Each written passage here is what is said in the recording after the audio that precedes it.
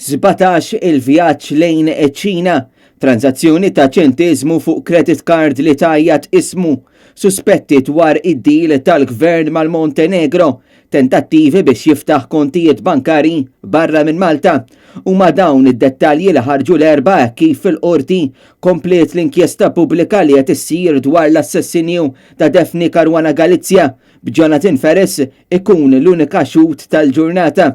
Fix-xhieda tiegħu fil-qorti Ferris kompla qal li Konrad Mizzi kien preżenti l-Montenegro wara li ġie ffirmat deal bejn dan il-pajjiż u l-Malta.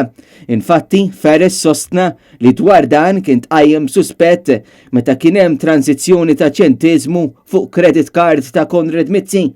Jonathan Ferris xedt li kien hemm tentattivi mill Konrad Mizzi biex jinfetħu kontijiet fit-8 banek fosthom f'Dubai, fil-Panama u f'Miami, u issa li għaddew aktar minn 24 sija Konrad Mizzi baqa' ma weġibx għal din it-testimonjanza. L-eks uffiċjal tal-FIU għal taħt ġurament li banek f'Dubai, fil-Bahamas, f'Miami u l-Panama rrifjutaw li jiftħu kont tal-bank lil Konrad Mizzi. Jidher li l-banek ġew offruti 4,000 euro biex jiftħu kont għall-eks Ministru ta' Joseph Muscat.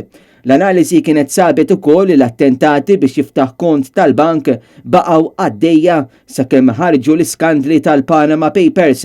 Fi kliem sempliċi, sakemm Daphne Caruana Galizia kixfet il-kontijiet segreti li nfetħu minn Konrad Mizzi u Keith Schembri.